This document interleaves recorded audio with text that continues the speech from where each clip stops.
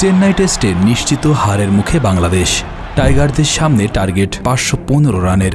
চতুর্থ ইনিংসে চেন্নাইয়ের মরণ ফাঁদ নামক ব্যাটিং পিচে ভারতের বিপক্ষে জিততে হলে বাংলাদেশকে করতে হবে বিশ্ব রেকর্ড, যা অসম্ভব তো বটেই, বরং অকল্পনীয়। টেস্ট ক্রিকেট ইতিহাসে এত রান তাড়া করে জয়ের রেকর্ড নেই কোনো দেশের। তার মাঝে চেন্নাইয়ের পিচ চতুর্থ ইনিংসে ব্যাটসম্যানদের জন্য হয়ে যায় মরণ ফাঁদ। টেস্টের তৃতীয় দিন ক্যাচ মিসের প্রতিযোগিতায় নেমেছিল বাংলাদেশি ফিল্ডাররা। কে মিস করতে পারে কতগুলো ক্যাচ, সেটার যেন এক বড়সড় প্রতিযোগিতায় অংশ নিয়েছিল শান্ত, সাকিব, তাইজুলরা। তৃতীয় দিনের শুরুতে 308 রানের লিড নিয়ে খেলতে নেমে প্রথম সেশনেই সেই লিড গিয়ে দাঁড়ায় 432 রানে।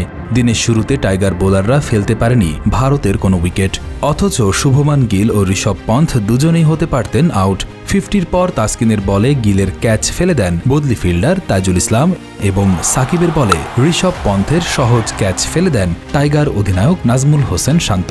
3 উইকেটে 205 রান নিয়ে লাঞ্চে যায় স্বাগতিক ভারত। লাঞ্চের পর ব্যাটিংয়ে ভারত আক্রমণাত্মক ব্যাটিং করে।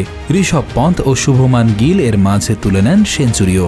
তাদের সেঞ্চুরির কৃতিত্ব তাদের চেয়ে বরং বাংলাদেশি ফিল্ডারদেরই বেশি। সেজন্য গিল ও পন্থ একটা ধন্যবাদ দিতেই পারেন শান্ত, তাইজুলদের। সেঞ্চুরির পর অবশ্য বেশিক্ষণ টিকতে পারেননি ঋষভ পন্থ।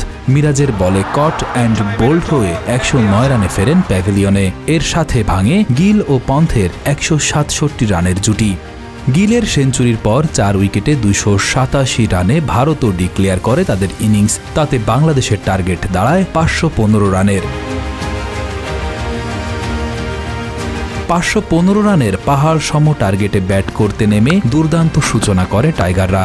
উদ্বোধনী জুটিতেই সাদমান ও জাকির গড়েন 62 রানের জুটি, কিন্তু জাসওয়ালের দুর্দান্ত ক্যাচে 33 রান করে আউট হন জাকির।